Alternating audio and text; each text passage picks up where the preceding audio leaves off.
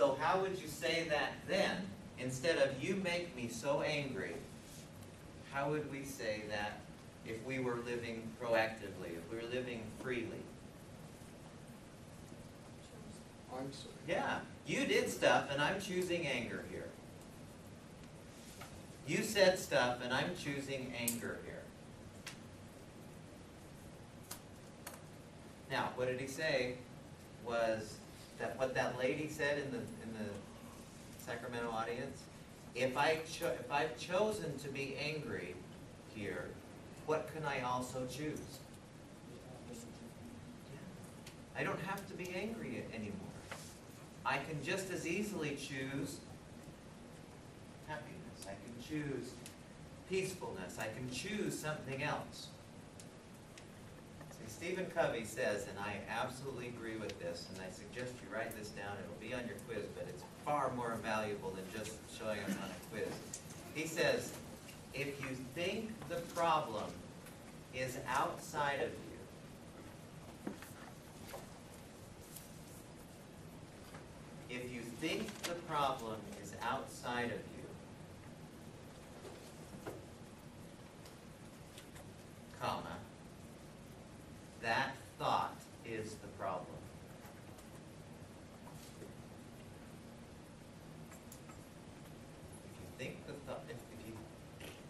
If you think the problem is outside of you, that thought is the problem.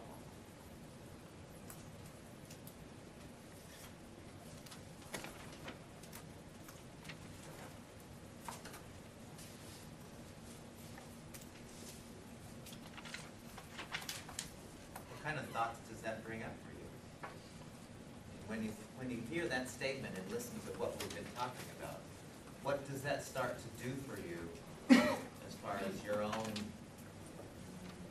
sense of freedom? Can you feel that?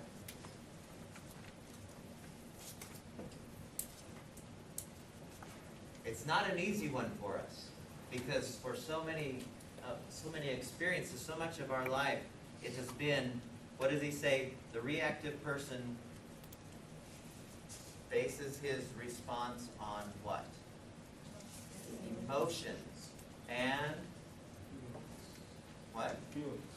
Yeah, feelings, emotions, and what else? The environment. Circumstances. I do this because I'm feeling this way, or I'm responding this way, I'm reacting this way because of, oh, that hurt my feelings. Or because what's happening out there. The proactive person responds on the basis of what? Their values. This is how I feel about things. Not emotions, but this is how I am about things. And I choose to be a peaceful person when everyone else is upset. That's my value, and I'm choosing to have that instead of, whatever somebody's saying or doing, I'm choosing this. That's freedom. And in my opinion, when you get that, you're an enlightened person. You are a free person. And nobody can touch you.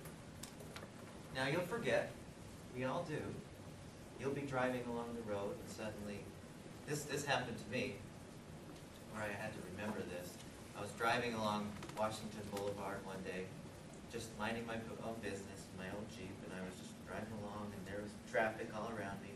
I was up there by Wainscars, is that the name of the place? Wainscars.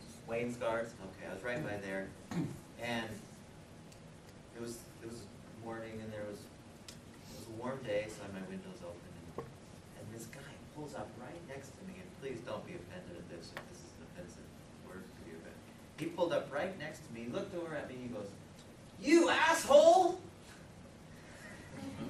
And I looked over at him and I went, "How do you know?"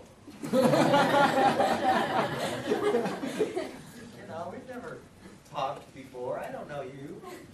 But the reactive person would have gone, "Yeah, my car's bigger than yours by twice. I'm going to, you do that. That's the reactive person.